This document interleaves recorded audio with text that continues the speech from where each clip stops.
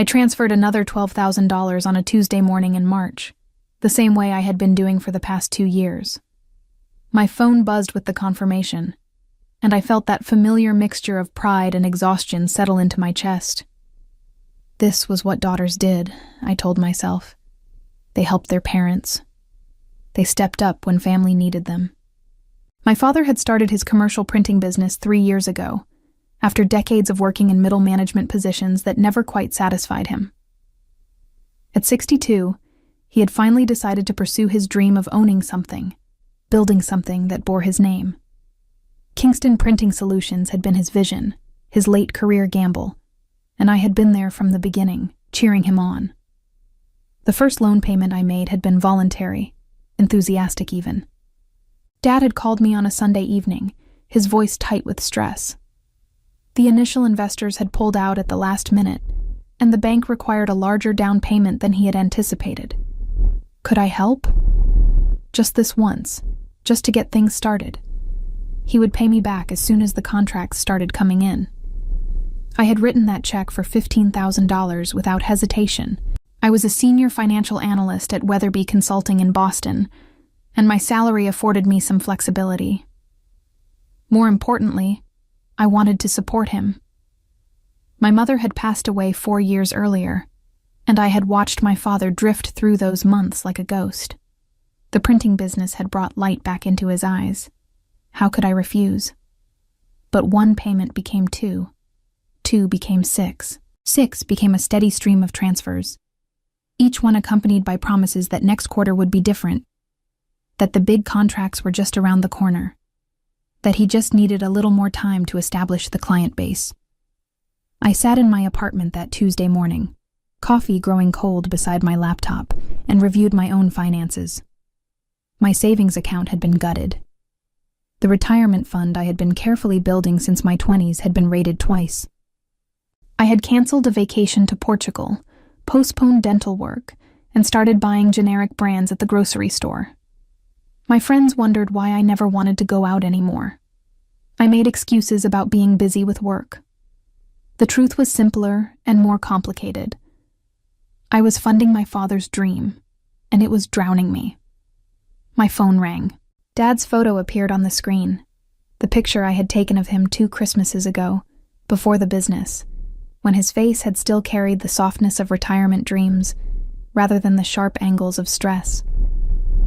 "Alicia, sweetheart," he said, when I answered. His voice carried that particular tone I had come to recognize, the one that preceded a request. "Did the transfer go through? The bank needs confirmation by noon." "It went through this morning," I said. 12,000, just like you asked. You're a lifesaver. I mean it. This contract with the hospital system is going to change everything. Once we get their business, we'll be set. I'll finally be able to start paying you back." I had heard variations of this speech 17 times. I had stopped counting after that. But the pattern remained the same. Big contract coming. Things turning around. Payment just around the corner. "That's great, Dad," I said, forcing enthusiasm into my voice. "I'm really happy for you. How are you doing? Work going well?" "Busy," I said, which was true. I had taken on extra projects, additional clients, anything to generate more income. My boss had commented twice on my dedication. I had not told him it was desperation rather than ambition. But good. Everything's good. We talked for a few more minutes, surface conversation that skimmed across the reality of our situation like a stone across water.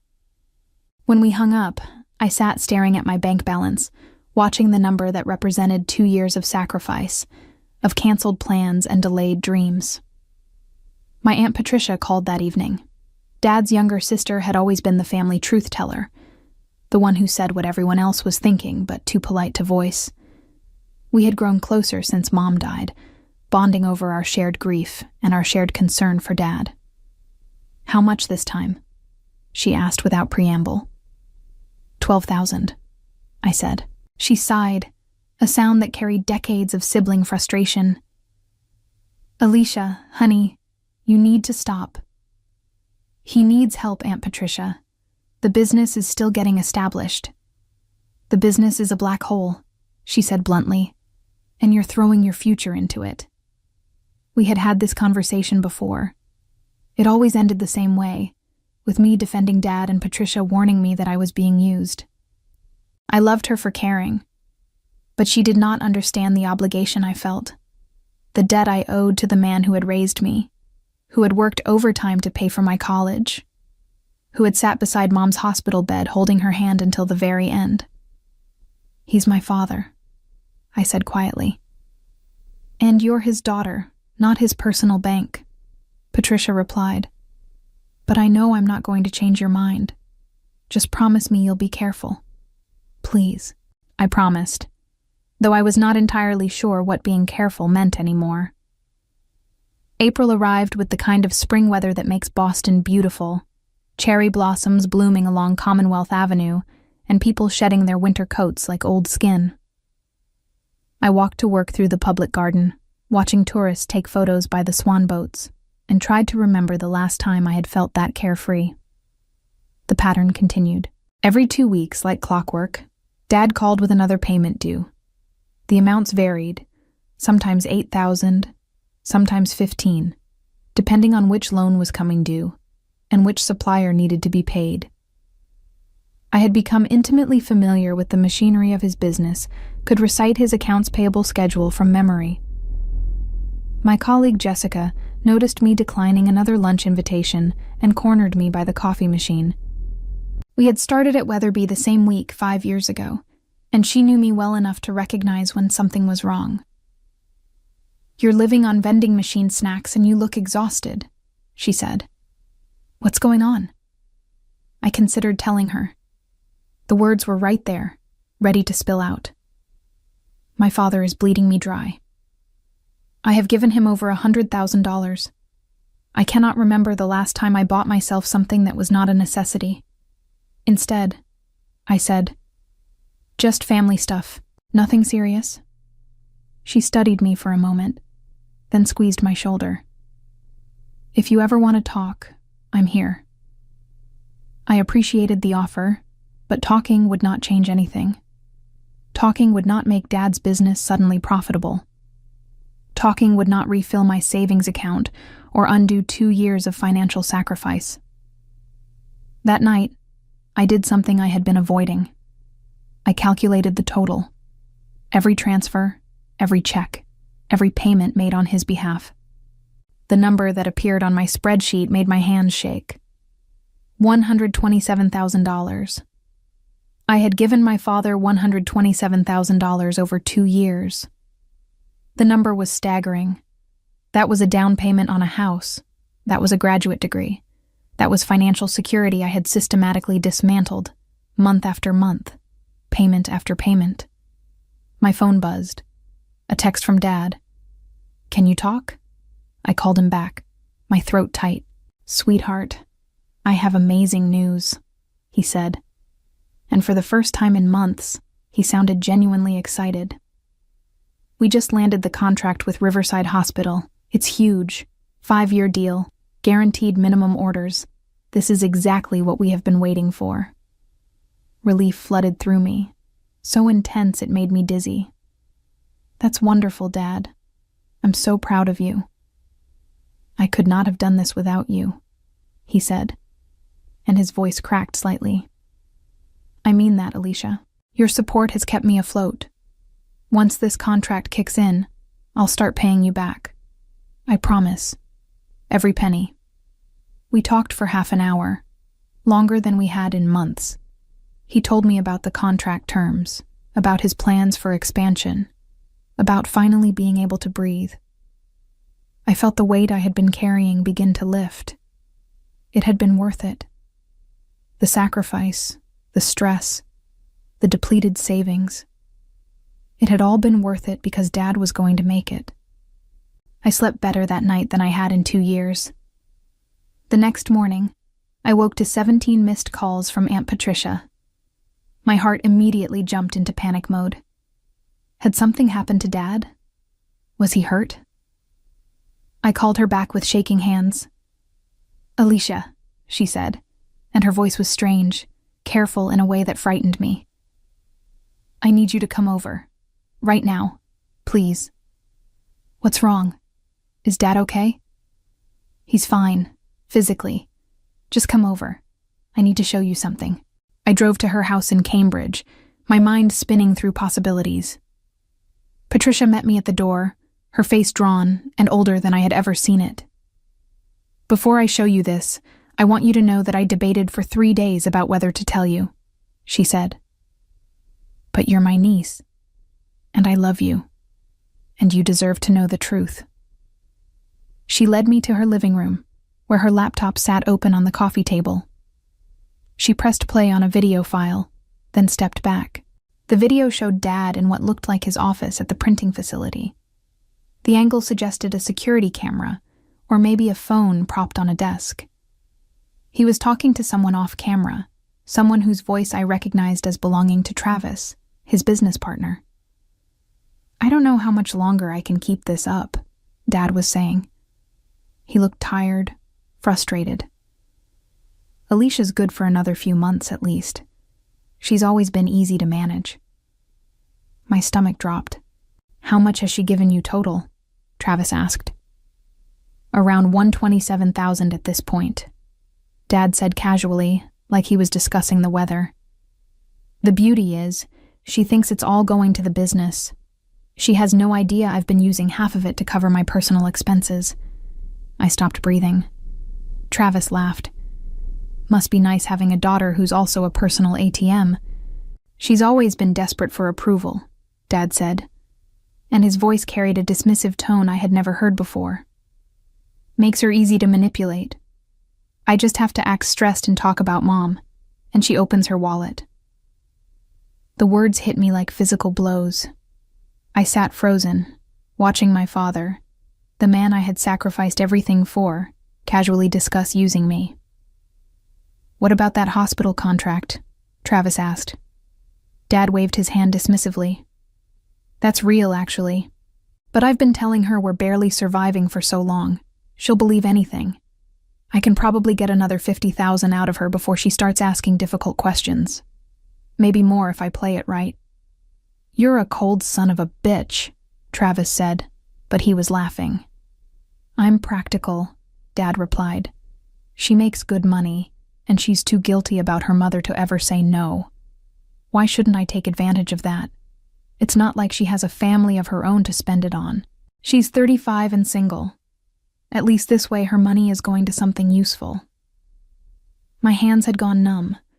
I was staring at the screen, but I could barely process what I was seeing. This could not be my father. This could not be the man who had taught me to ride a bike, who had walked me down the aisle at my cousin's wedding when I was a bridesmaid, who had held me when Mom died, and promised we would get through it together.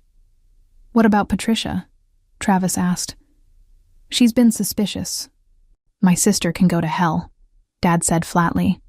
She's always been jealous that Mom liked me better. Let her suspect whatever she wants. As long as Alicia keeps transferring money, I don't care what Patricia thinks. The video ended. The silence in Patricia's living room felt like a living thing, pressing down on me from all sides. I'm so sorry, Patricia said softly. A friend of mine does maintenance work at the printing facility. He found that footage on the security system and thought I should know. He knows I've been worried about you. I could not speak. My mind was racing, trying to reconcile the father I thought I knew with the man in that video. Every conversation we had had for the past 2 years suddenly replayed in my head, but now with the knowledge that he had been manipulating me, using my love and my guilt as weapons. Half of it went to personal expenses, I finally said, my voice hollow. He's been lying about everything. Patricia nodded. I had my suspicions, but I never imagined it was this calculated. I thought about the $12,000 I had transferred just yesterday. Money he did not need. Money he had extracted from me through performance and lies. I thought about my empty savings account, my gutted retirement fund, the life I had put on hold because I believed I was helping my father survive. He called me a failure, I said quietly. The word was the one that hurt most, the one that kept echoing in my head. He said I'm desperate for approval, that I'm too guilty about Mom to say no. None of that is true, Patricia said fiercely. She sat beside me, taking my cold hands in her warm ones.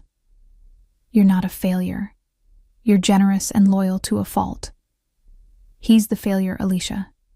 He's the one who betrayed your trust. I sat there for a long time, letting the truth settle into my bones. My father did not love me, or if he did, it was a conditional love, one that valued me only for what I could provide. I was not his daughter in that video. I was a resource to be exploited, a mark to be conned. Something shifted inside me. The grief and shock began to harden into something else, something colder and more focused. When is his next loan payment due? I asked. Patricia looked at me carefully. According to what I know about his borrowing schedule, he has a major payment coming up in 2 weeks. $30,000 to the primary lender. If he misses that payment, the bank can call the entire loan. I nodded slowly. An idea was forming, terrible and necessary. Can you send me that video? I asked. What are you going to do? I met her eyes. I'm going to stop being easy to manage. Over the next 2 weeks, I did something I had never done before. I ignored my father's calls. When he texted asking about the next payment, I responded with brief messages. Busy with work. We'll get back to you soon. Talk later. Each ignored call felt like reclaiming a piece of myself. Each delayed response was a small act of rebellion against 2 years of manipulation. I spent those weeks carefully reviewing every transaction I had made, building a comprehensive record of exactly how much I had given him and when. I organized it all into a detailed spreadsheet, complete with bank statements and transfer confirmations. The evidence was damning and irrefutable. I also did something else. I consulted with a lawyer, a shark named Catherine who specialized in financial fraud. I showed her the video and my records. Her expression grew darker as she reviewed everything. This is elder abuse in reverse, she said. Financial exploitation of an adult child by a parent. It's less common than the other way around, but it's absolutely actionable. You could pursue criminal charges if you wanted. I don't want him in jail, I said. I want him to understand what he's done. I want consequences. Catherine smiled, and it was not a kind smile. Then let's talk about your options. The day before the loan payment was due, my phone rang. Dad. I let it go to voicemail. He called again. And again. By the 5th call, I finally answered. Alicia, thank God, he said, and his voice was pure panic. I've been trying to reach you for days. The payment is due tomorrow. $30,000. I need you to transfer it today so it clears in time. I've been busy, I said calmly. I understand, but this is urgent. If I miss this payment, the bank can call the entire loan. Everything I've built will be gone. Please, sweetheart. I need you. The words that had once moved me now sounded hollow, pathetic even. I'll think about it, I said. Think about it? His panic was escalating into something sharper. Alicia, there's no time to think. I need that money now. I said I'll think about it, I repeated, and hung up. He called back immediately. I did not answer. He called 17 more times that evening. Each ignored call felt like justice. That night, I barely slept. Every time I closed my eyes, I saw my father's face in that video, heard his casual cruelty, his calculated dismissal of my worth. The man who had once been my hero had revealed himself to be something much smaller, much meaner. The grief of that revelation sat heavy in my chest, but beneath it burned something hotter, something that kept me awake and planning. My phone continued its relentless buzzing throughout the night. Dad called at 11, at 1 in the morning, at 3:15. Each time I watched his name light up my screen and did nothing. The power of refusal felt strange and intoxicating after 2 years of immediate compliance. At 6 a.m., he started texting. The messages came rapid fire, each one more desperate than the last. Alicia, please pick up. This isn't funny. I need to talk to you. The payment is due at noon. Please. You're going to destroy everything I've worked for. How can you do this to your father? That last one made me laugh, a bitter sound in the quiet of my apartment. How could I do this to him? The audacity of the question, the sheer nerve of it, was almost impressive. At 8 a.m., Aunt Patricia called. He's been calling me, she said, asking if I know where you are, if something's wrong with you. He sounds frantic. Good, I said. What's your plan? I told her. When I finished, she was quiet for a long moment. That's ruthless, she finally said. I learned from the best. At 10 a.m., I got ready. I dressed in my best suit, the charcoal gray one I reserved for important client meetings. I did my makeup carefully, armor and war paint combined. I looked at myself in the mirror and barely recognized the woman staring back. 2 weeks ago, I had been someone who could be manipulated with guilt and false promises. Today, I was someone else entirely. My phone rang again. Dad. This time I answered. Alicia. Thank God. Meet me at your office, I said, cutting him off. 11 a.m. We need to talk. Can't you just transfer the money? We can talk later, but the payment... 11 a.m., I repeated. Your office. Don't be late. I hung up before he could respond. The drive to Kingston Printing Solutions took 40 minutes. The facility was in an industrial park south of Boston, a nondescript building that housed Dad's supposed dream. I had been here only twice before. He had always preferred to keep his work and personal life separate. Now I understood why. Easier to maintain the fiction when I could not see the reality. I parked and sat in my car for a moment, steadying my breathing. My hands were shaking, but not from fear. From anger, from grief, from the terrible clarity of knowing exactly what I was about to do. Dad's truck was already in the parking lot. I could see him through the glass front door, pacing in the small lobby area. He looked terrible, his hair uncombed, his shirt wrinkled. Good. When I walked in, he rushed toward me. Alicia, sweetheart, thank God you're here. Look, I don't know what's going on, but we can talk about it after you make the transfer. The bank needs... Sit down, I said. Something in my voice stopped him. He looked at me, really looked at me, and I saw the moment he realized something had shifted. Alicia, what's wrong? Sit. Down. He sat. I remained standing, positioning myself between him and the door. I pulled out my phone and opened the video file Patricia had sent me, the one of him and Travis discussing me like I was a particularly gullible ATM. I want you to watch something, I said, and pressed play. I watched his face as the video played, watched the color drain from his cheeks, watched his eyes widen, watched the panic set in. When his recorded voice said, "She's always been easy to manage," his present-day self flinched like he had been struck. The video ended. The silence that followed was absolute. "Where did you get that?" he finally asked, his voice barely a whisper. "Does it matter?" Alicia, you have to understand. That conversation. It's not what it sounds like. Really? I leaned against the desk, arms crossed. Because it sounds like you've been systematically manipulating me for 2 years. It sounds like you've been stealing from me while pretending to need help. It sounds like half of the $127,000 I've given you went to personal expenses, not business costs. He opened his mouth, closed it, opened it again. I can explain. Don't. The word came out sharp, cutting.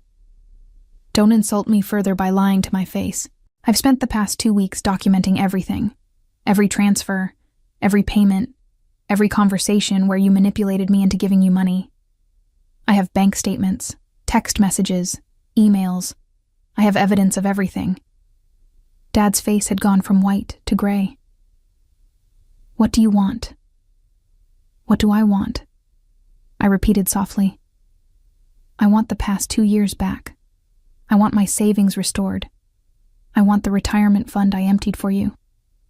I want the trust I had in my father. But I can't have any of those things, can I? I'll pay you back, he said quickly. The hospital contract is real, I swear. Once that kicks in, stop. I held up my hand. Just stop. I don't believe anything you say anymore. He slumped in his chair, and for a moment, he looked old and defeated. I felt nothing. The man in front of me was a stranger wearing my father's face.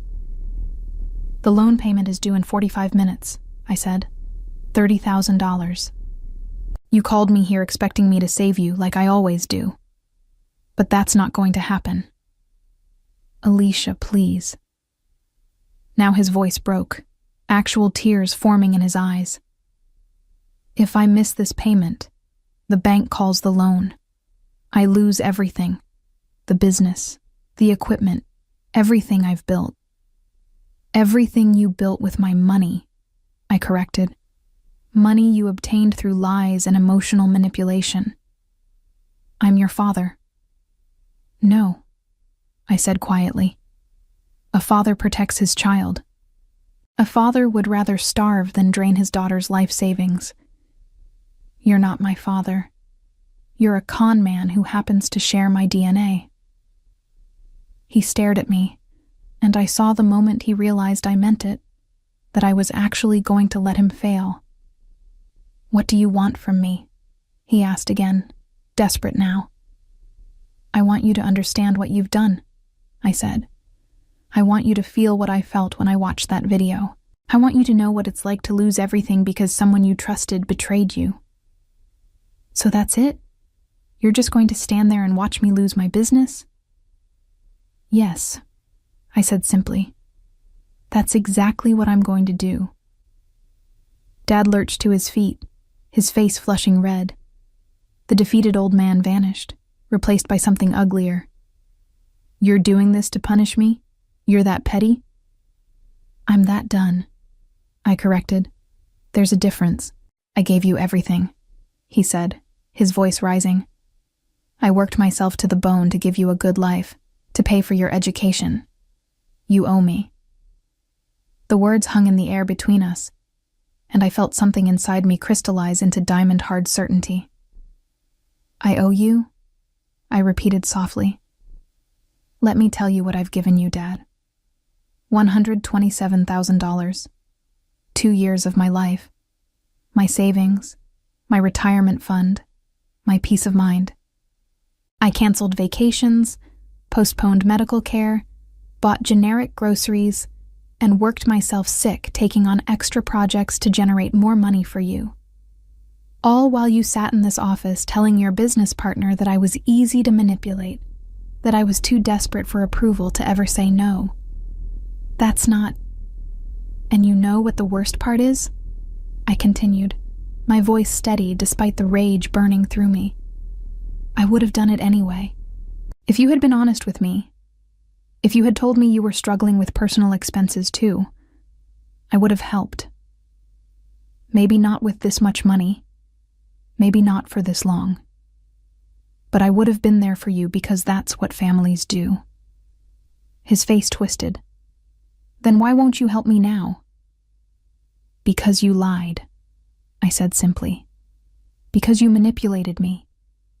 Because you called me a failure and a burden while I was literally funding your lifestyle. Because you planned to take another $50,000 from me, maybe more, and you saw nothing wrong with that. I never called you a failure, he protested weakly. I pulled out my phone again and found the exact timestamp. Want me to play it again?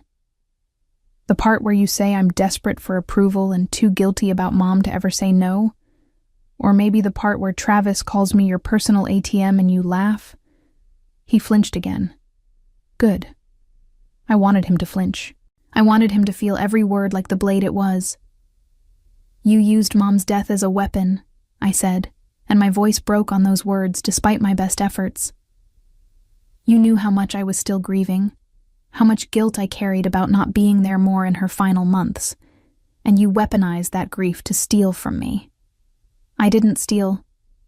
You obtained money through false pretenses, I said. That's fraud, Dad. I spoke with a lawyer, Catherine Green. She specializes in financial exploitation cases. She said I have grounds for criminal charges. The color drained from his face again. You wouldn't. I haven't decided yet, I said honestly. Part of me wants to see you prosecuted. Part of me wants to watch you explain to a judge how you systematically manipulated your daughter out of over $100,000. But another part of me just wants to be done with you entirely. Alicia, please. Here's what's going to happen, I said, cutting him off. You're going to miss that payment today. The bank is going to call your loan. You're going to lose this business, and I'm not going to save you.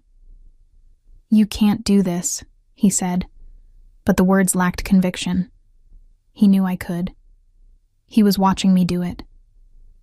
I also contacted Travis, I said.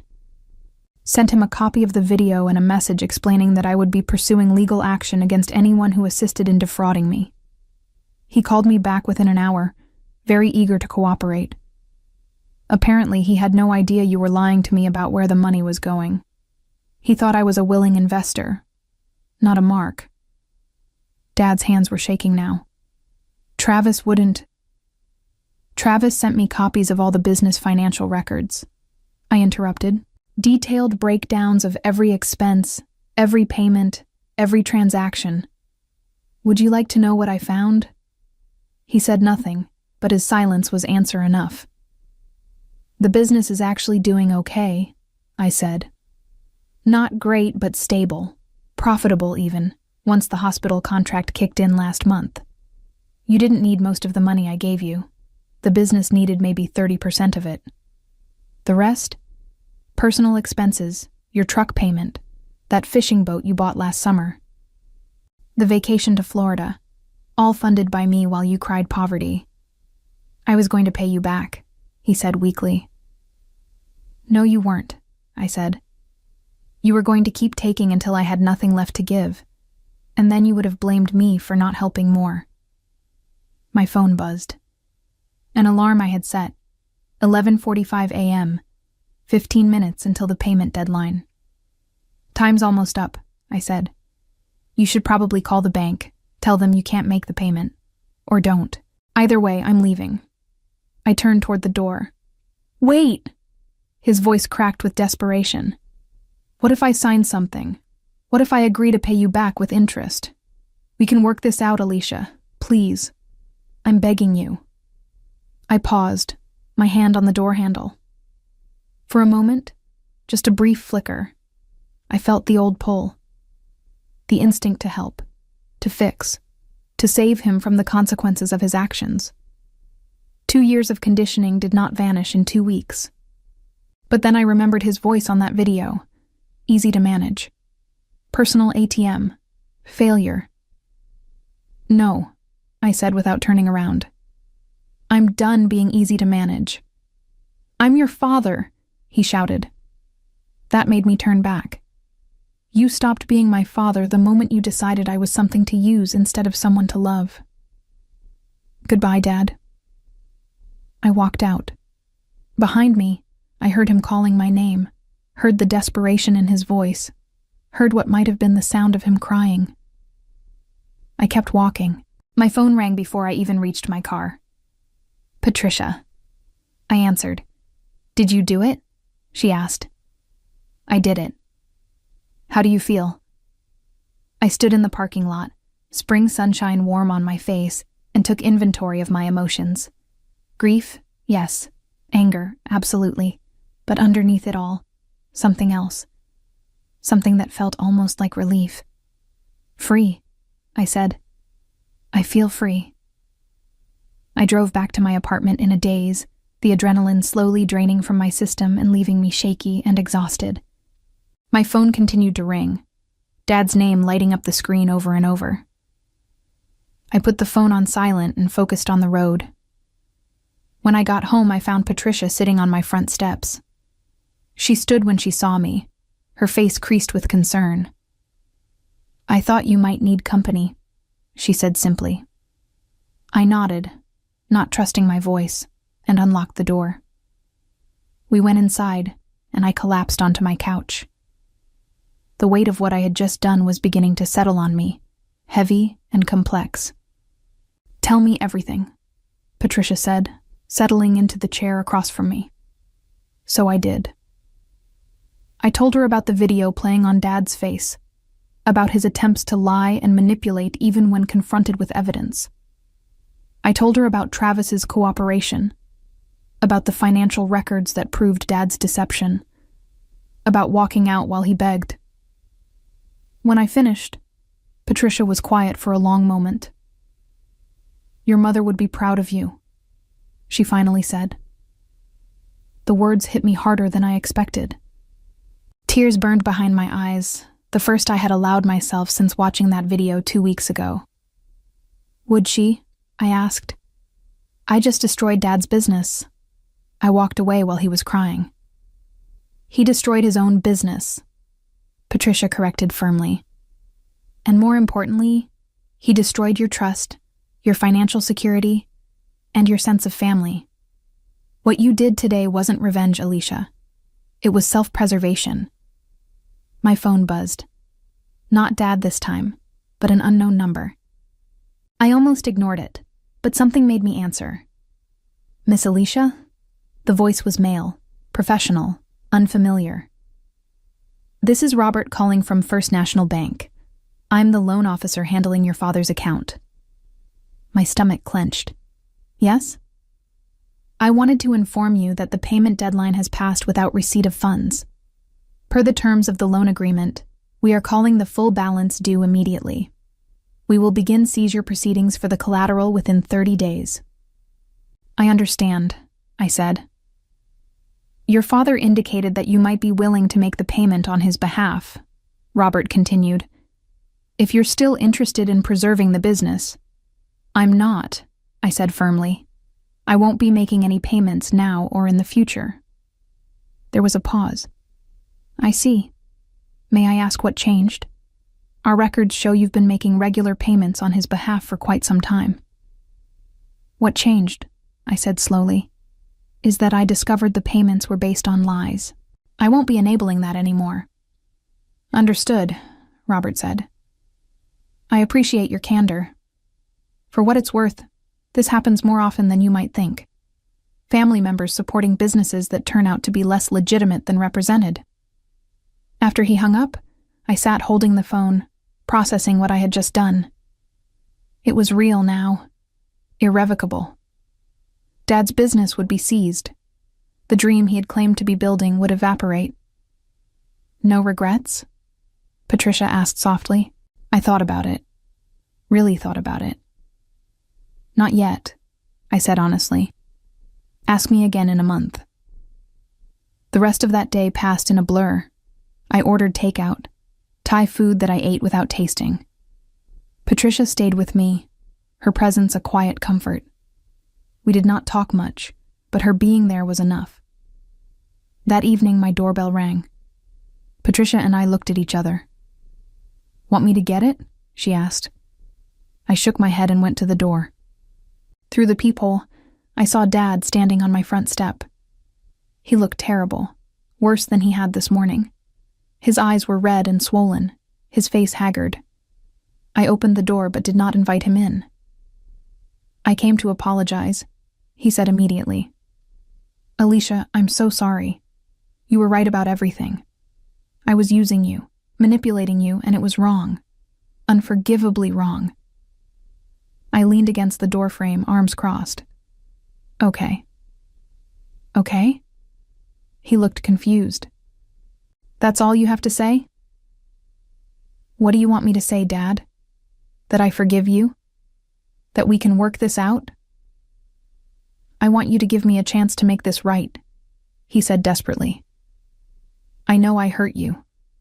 I know I betrayed your trust. But I'm still your father. That has to count for something." It did count for something, I said. It counted for $127,000 in 2 years of my life. But you used it all up.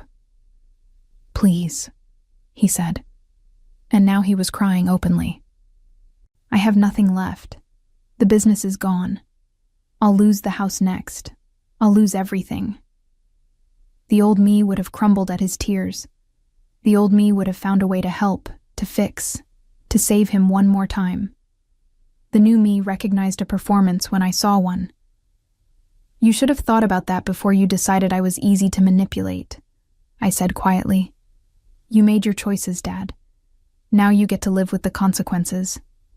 I'll pay you back, he said. Every penny, I swear. Just help me save the business and I'll... No. The word was final. Absolute.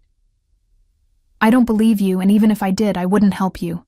You don't get to steal from me and then demand I save you from the fallout. He stared at me, and I saw the moment the performance dropped. His face hardened, the tears stopping as quickly as they had started. You're really going to do this? He asked, and now his voice carried an edge. You're going to stand there and watch me lose everything? Yes, I said simply. After everything I've done for you? You mean after everything I've done for you? I corrected. You're confused about the direction of the debt. His face flushed red. You're a cold bitch, you know that? I learned from the best, I said, echoing the words I had told Patricia earlier. Goodbye, Dad. I closed the door in his face, locked it, stood there with my back against it, listening to him yell from the other side. He shouted for maybe 5 minutes, words I had never heard him say before, names I would not have believed he knew. Patricia appeared beside me, her hand on my shoulder. Eventually, the shouting stopped. I heard his footsteps on the stairs, the sound of his truck starting, the fade of his engine as he drove away. Are you okay? Patricia asked. I thought about that question. Was I okay? My father had revealed himself to be a fraud and a thief. I had just destroyed his business and possibly his life. He had stood on my doorstep and called me things I would never unhear. But I had also stopped the bleeding. I had reclaimed my power. I had chosen myself over his manipulation. I will be, I said. Eventually. The next morning, I woke early and did something I had not done in 2 years. I looked at my bank account without dread. The balance was pathetic, yes, but it was mine. No pending transfers, no obligations. No more watching my financial security drain away month after month. I made coffee and sat by my window, watching the city wake up. My phone had 43 messages, all from Dad. I deleted them without reading. Whatever he had to say, I did not need to hear it. Catherine, my lawyer, called at 9 a.m. sharp. I heard the bank called the loan, she said. How are you holding up? Better than I expected, I said honestly. Good. Now, let's talk about recovery options. You have several paths available. We can pursue a civil suit for fraud and intentional infliction of emotional distress. Given the video evidence and the financial records Travis provided, I'm confident we can recover at least a portion of what you're owed. How much of a portion? Realistically, maybe 30 to 40% after legal fees and the time it takes to liquidate his assets. He's judgment-proof for the most part. Once the bank seizes the business equipment, there won't be much left. But his house has some equity, and we can garnish any future income. I thought about that. Spending years in court, fighting over scraps, keeping Dad in my life in the worst possible way. What if I just walk away? I asked. Catherine was quiet for a moment. You'd be leaving a significant amount of money on the table. But I'd be free of him completely. That's also true, she said. Though I would recommend at least filing a police report. Create a paper trail in case he tries this with someone else. That I could do. That afternoon, I went to the police station and filed a formal complaint. The detective who took my statement was sympathetic but realistic. Financial exploitation cases within families are difficult to prosecute, he told me. Unless he forged your signature or physically coerced you, the transfers were technically voluntary. But having it on record protects you and potentially warns others. I signed the statement, provided copies of everything, the video, the financial records, the text messages. If Dad ever tried to claim I owed him something, if he ever tried to manipulate another family member, there would be evidence of what he had done. Word spread through the family quickly. Cousins I had not spoken to in years called to ask if it was true. Distant relatives weighed in with opinions I had not requested. Some supported me. Others thought I was being cruel, that family should forgive family, that Dad had made mistakes but did not deserve to lose everything. I stopped answering most of the calls. The only opinions that mattered were my own and Patricia's. 2 weeks after the loan was called, I got a call from Travis. "I wanted you to know the bank is auctioning the equipment next month," he said, and I wanted to apologize. I had no idea he was lying to you about where the money was going. If I'd known... "You would have done what?" I asked, not unkindly. "Told me? Stopped him?" "I don't know," Travis admitted, "but I wouldn't have laughed. That video, I'm ashamed of how I sounded in it." "You weren't the one stealing from your daughter," I said. "You were just a bystander to it." "That doesn't make it better." "No," I agreed. "It doesn't. But at least you told the truth when it mattered. That's more than he did." Travis was quiet for a moment. "He's telling people you ruined him out of spite, that you were jealous of his success." I laughed, a sound without humor. "Of course he is. Taking responsibility would require integrity he doesn't have. For what it's worth, nobody who knows the real story believes him. I've been showing people the financial records. What he did to you was unconscionable." After we hung up, I sat with that information. Dad was rewriting the narrative, making himself the victim. It should have surprised me, but it did not. It was exactly what I expected from a man who could steal from his daughter and feel entitled to do it. The following week, I took a personal day from work and did something radical. I spent money on myself.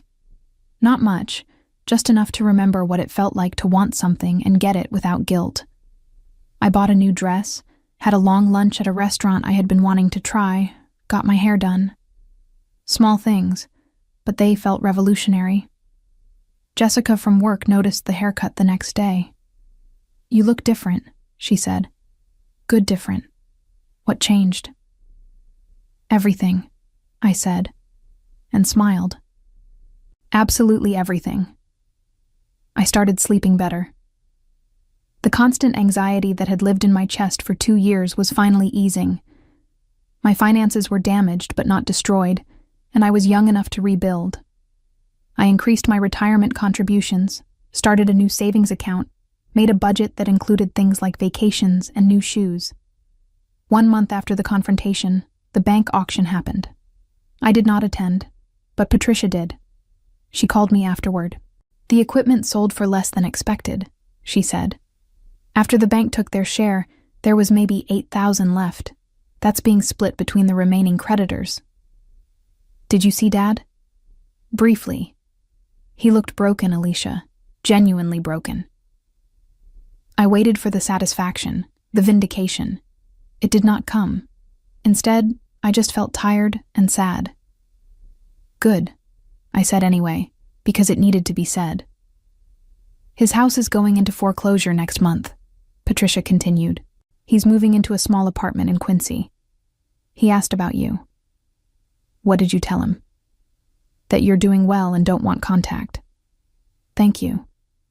2 months after everything imploded, I got a letter. Not from Dad, but from his lawyer. It was a formal demand for repayment of a supposed loan he claimed to have given me for college 20 years ago. $25,000, with interest. I called Catherine immediately. "This is retaliation," she said, after I read her the letter. "And it's also bullshit. Do you have any documentation of this supposed loan?" No, because it never existed. He paid for my college, but it was never a loan. It was just what parents do. Exactly. Don't respond directly. Let me handle this. Catherine sent a response that was professional and devastating.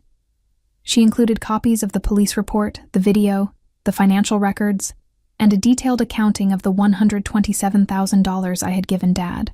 The letter concluded with a simple statement. Any further harassment would result in a restraining order and criminal fraud charges. We never heard from his lawyer again. Spring turned to summer. Boston bloomed into humid heat, and I found myself healing in ways I had not anticipated. The constant financial stress was gone. The obligation, the guilt, the sense that I could never do enough. All of it had lifted. I started therapy. My therapist, a woman named Dr. Susan, helped me understand that what I had experienced was a form of abuse. Financial abuse, emotional manipulation, exploitation of grief. She gave me language for what had happened, helped me see that my response had not been cruel but necessary. Boundaries aren't punishment, she told me in one session. They're self-protection. You didn't destroy your father's business out of revenge. You stopped enabling his exploitation of you. Sometimes it feels like revenge, I admitted. And that's okay too, she said. Anger is a healthy response to betrayal. The question is what you do with it. What I did with it was rebuild. Slowly, carefully, I reconstructed my financial life. I picked up a consulting side project that added $1,500 a month. I sold some possessions I no longer needed. I lived frugally, but not desperately. And for the first time in years, I could see a future that included stability. Jessica and I became closer friends. I finally told her the full story one evening over wine, and she listened without judgment. That's horrific, she said when I finished. But also, you're kind of a badass for walking away. I don't feel like a badass, I said. I feel like someone who survived something terrible. Those aren't mutually exclusive. Work became a refuge rather than a stress source. Without the constant anxiety about Dad's next payment, I found I actually enjoyed my job again. My boss noticed the change and promoted me to senior consultant with a salary increase that felt like a miracle. I put the first payment into my rebuilt retirement account and felt something close to peace. In August, Patricia invited me to her house for Sunday dinner. When I arrived, I found several other family members there.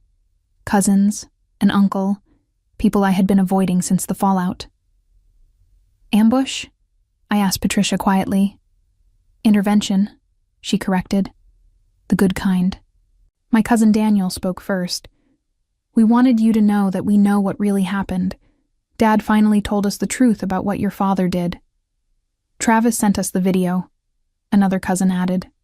And the financial records. Alicia, we had no idea he was doing that to you. We thought you were just being generous, Uncle James said gruffly. If we'd known he was manipulating you. It's not your fault, I said. It wasn't your responsibility to protect me. Maybe not, Daniel said. But we're family. We should have noticed something was wrong. It was the first time since the confrontation that I felt the family support I had needed all along. We talked for hours, and they asked what they could do to help. I told them the truth. Nothing. I needed to rebuild on my own terms, without obligation or debt. But the offer mattered. The support mattered. September came with cooler air and falling leaves. I was in my office when my cell phone rang with another unknown number. I almost ignored it, but something made me answer. Is this Alicia? A woman's voice, young, uncertain. Yes. Who's this? My name is Bethany. This is really awkward. I'm your father's girlfriend. I nearly dropped the phone. I'm sorry, what? I know this is weird. I probably shouldn't be calling. But I found some papers in his apartment, and I need to know if something is true. What papers? Financial documents, records of transfers from you, and a video file that shows... She stopped, her voice thick with emotion. Did he really do that to you? Did he really steal over $100,000 from his own daughter? Yes, I said simply. He did. Bethany was crying now. He told me you were vindictive, that you ruined his business because you were jealous of his success. He made you sound like a monster. Of course he did, I said without heat. Taking responsibility isn't his strength. He's been asking me for money, Bethany said. Small amounts at first, just a few hundred here and there. But last week he asked for $10,000. Said he needed it to restart his business, that he had investors lined up but needed capital to get started. The audacity was almost impressive. Don't give him anything. I wasn't planning to. Not after seeing those documents. But I wanted to warn you. He talks about you sometimes. About how he's going to make you pay for what you did. I think he's planning something. My blood ran cold. Planning what? I don't know, but he's obsessed with proving you wrong, with getting revenge. I thought you should know. After we hung up, I immediately called Catherine. Document everything, she said. Save that message, record the details of the conversation. If he's threatening you, even indirectly, that's grounds for a restraining order. Should I be worried? Catherine was quiet for a moment. Honestly? Yes. People who feel victimized sometimes escalate. Just be aware of your surroundings, vary your routine, and don't hesitate to call the police if anything feels off. The peace I had been building suddenly felt fragile. October arrived with the kind of brilliant autumn weather that makes New England famous. The trees along Commonwealth Avenue exploded into red and gold, and the air carried that perfect crispness that promised winter. I tried to focus on the beauty, on my rebuilt life, but Bethany's warning haunted me. I varied my routine, took different routes to work, looked over my shoulder more than I wanted to. Dad did not appear, did not call, did not make any overt moves, but the threat of him hung over everything like a shadow. Then, on a Wednesday afternoon in mid-October, my office phone rang. The receptionist sounded worried. Alicia, there's someone here to see you. He says he's your father. He doesn't have an appointment, and he's being insistent. Should I call security? My heart rate spiked. No. Give me 5 minutes, then send him back. I used those 5 minutes to call Catherine and put her on standby, to text Patricia with an update, to steady my breathing. When Dad walked into my office, I was ready. He looked terrible, thin, haggard, his clothes hanging loose. The vibrant man from 2 years ago had been replaced by this diminished shadow. I felt nothing. Alicia, he said, and his voice was rough, unused. Thank you for seeing me. I didn't want a scene in the lobby, I said. You have 5 minutes. Talk. He sat down uninvited. I came to apologize. Really apologize, not the performance from before. What I did to you was unforgivable. I stole from you. I lied to you. I exploited your grief and your love. I destroyed our relationship. And I destroyed myself in the process.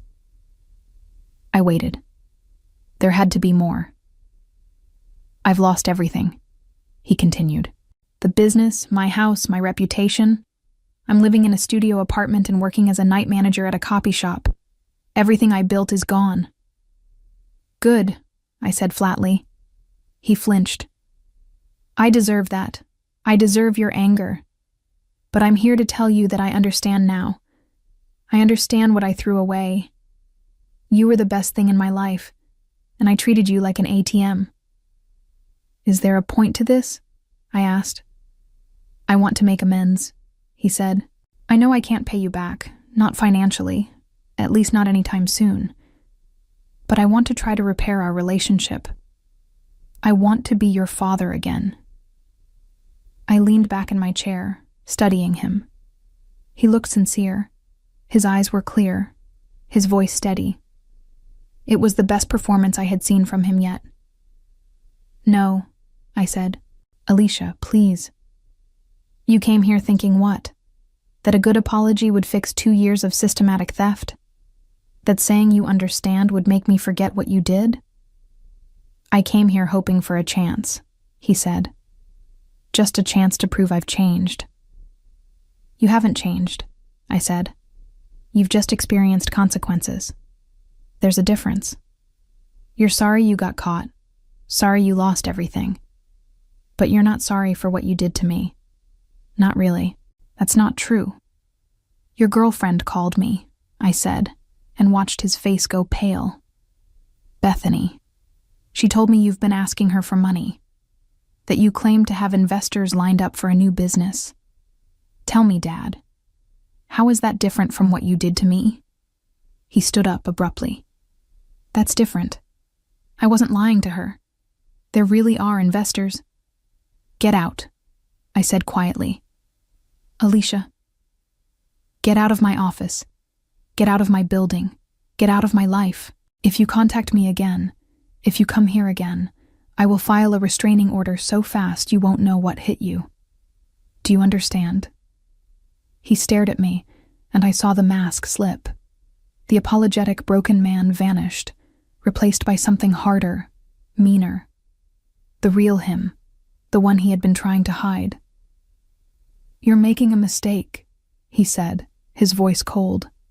I'm still your father. You can't just erase me. Watch me, I said. He turned and walked out. I sat there, heart pounding, and called security anyway.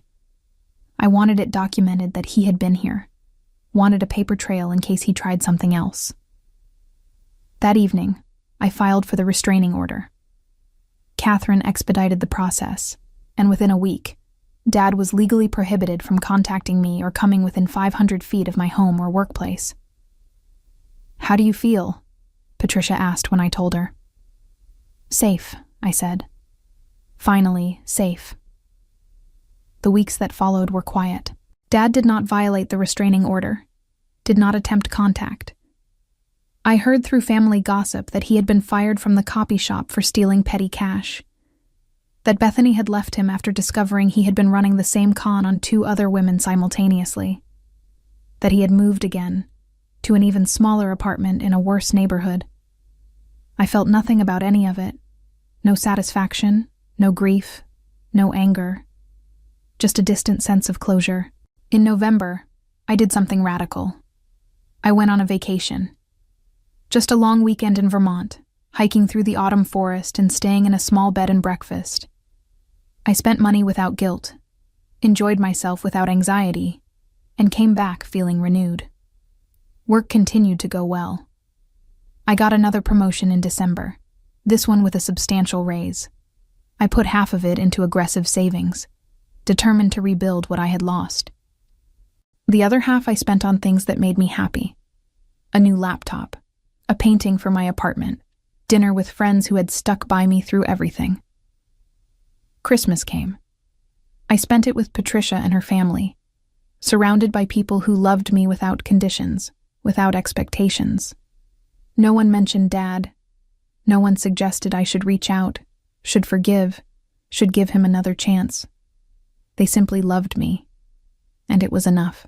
On New Year's Eve, I stood on my apartment balcony watching fireworks over the harbor. My phone buzzed with a text from a number I did not recognize.